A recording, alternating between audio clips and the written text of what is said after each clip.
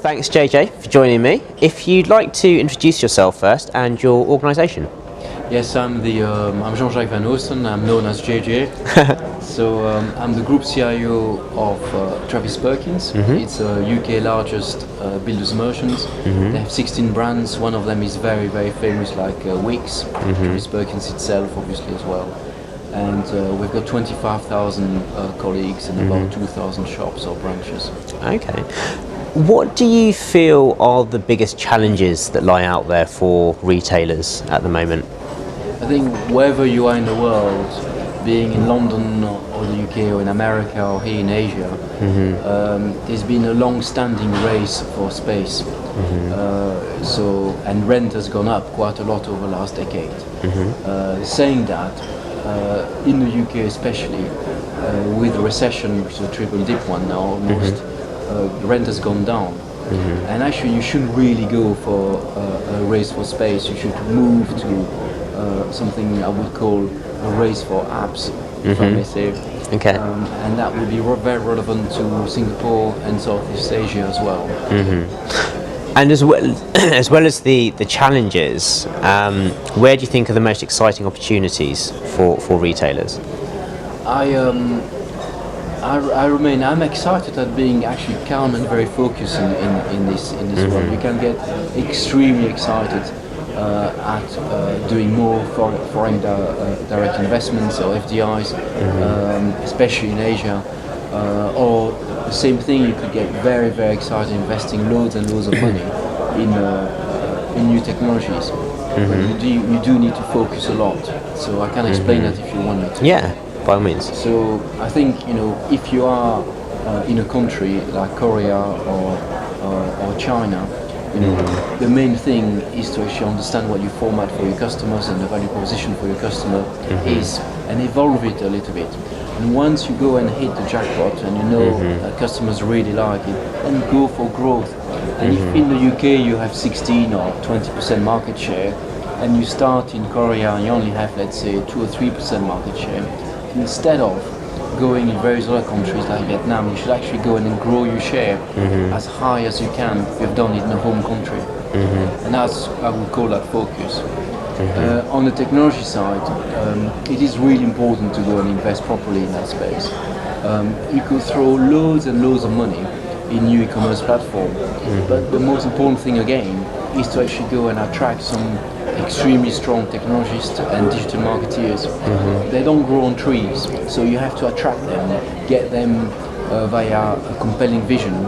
One, you have them, if I may say, and building that team, you can actually go and start building a new value proposition for your customers, which links to your stores. And then you get the connectivity right in the stores, and then you end up with something in real time in some of your stores, online, offline. You can leverage social media as well and experiment with all of that. And again, once you have the right source, or the pixie dust is right, you actually go and switch, and actually then you invest quite fast. You do need to experiment quite a bit at the beginning. So what do you think the future holds for multi-channel or omni-channel? I think not embracing multi-channel or omni-channel and mobility as we speak would be an absolute suicide. You have to embrace it, but again you have to do it carefully, as I said earlier. Not embracing it it's a mistake. So you can see it in the UK with Morrison, where they have spent quite a bit of time thinking about what to do, and they missed all the convenience stores and format. They did some activities with Fresh Direct, and also they bought Kitty Care, but actually they are missing the boat completely. And I know they are in desperate negotiations with Ocado to do something. In the meantime, you have those like Tesco or Asda who have driven all of it for the last decade actually, and they created a market in the UK for online grocery, which is worth £5 billion. And that's where you get a lot of growth. You get 15% like for like every year, year on year, and as a very first mover advantage.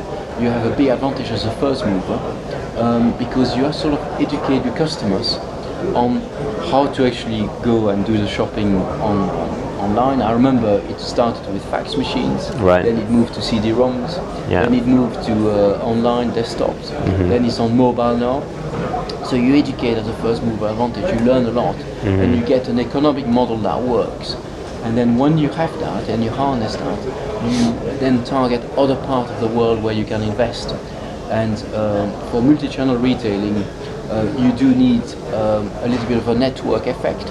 So it works really well when you have in high density cities to do those type of investments, because you get a much better infrastructure as well to be able to deliver eggs and cakes, or in my case sometimes also building materials, in a way that actually respect the product and provides a great service to customers. Okay, so we've heard some fascinating insights and perspectives from the World Retail Congress Asia Pacific so far. What have been your key learnings from the event? I think productivity seems to be a real issue in Singapore and in Southeast Asia as well, with some changes in there.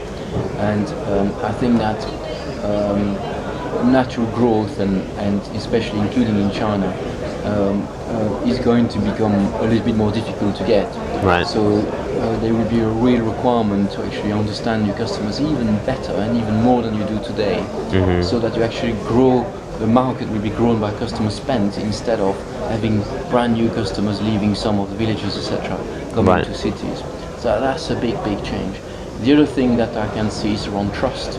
It's a very big difference compared to Europe, where in in Southeast Asia and Asia Pacific, trust around I will give my credit card detail online to a brand that I might not know that well is also something that is important. So you need to really pay attention to that.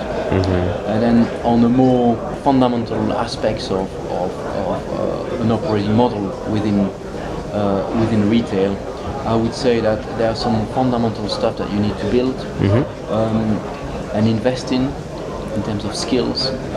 One of them is around data, your ability to actually go and have a really deep understanding of your product data and your customer data in a way that you can share it across geographies or across brands, that if you have different brands, is essential, especially for multi-channel. The other thing I would say is around your supply chain. If you are small, it might be a problem, but if you have the right set of data, you can then integrate with other players who do the delivery for you, and that will provide you with a good delivery of service for your customers. Is pretty important. If you are large, then you need to invest probably in a supply chain that will have 3 different tiers. One of them will probably be around big national distribution centers with a lot of automation. Something else depending on the goods that you sell. So if you sell light goods, that might be sufficient. If you sell heavy goods, you might need to have more local distribution centers. And then the third tier will be, if you have an existing asset like lots of stores, you might want to make sure that you use them as a delivery service as well, where customers can go and pick things and actually get click and collect working very well. And the last thing I would say would be the importance of cross-functional work. I know that's a little bit of a cliche, but the world of retail is quite often centralized with a control and command type of activity, where you design your range, your pricing, all the architecture and your customer proposition there in the center, and then you deploy it in the country with all very localized with some sort of degree of variation. Moving to multi-channel will require that aspect of the culture to evolve in a lot more cross-functional work. So for example, you can't really have a .com team with marketing directors in that space versus a store team that has got marketing directors in there as well, not talking to each other. They will have to actually go and look at the integrated message that they will give on social media, on mobile ads, on the local point of sales, the national press, the TV, and integrate all of that. And then you will probably end up with a much bigger return on your marketing investment. It's quite important. Okay, great. So If you had to describe the World Retail Congress Asia Pacific in one sentence, how would you describe it? You have a collection of all probably the best leaders in the industry, and that enables you to reflect, network, and actually evolve your own business from where it is today to what I would call smart retailing. Okay, great. Thank you very much.